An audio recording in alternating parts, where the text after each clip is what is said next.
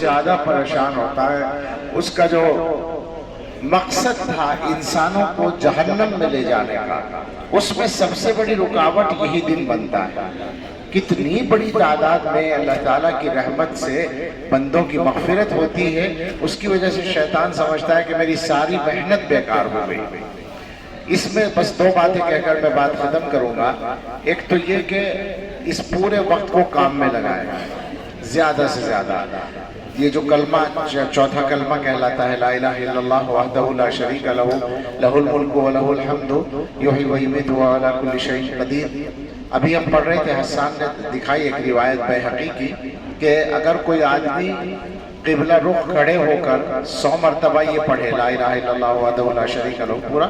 اور 100 مرتبہ قل هو اللہ پڑھے، اور 100 مرتبہ درود شریف پڑھے جو نماز والا درود ہے، تو اس کے بعد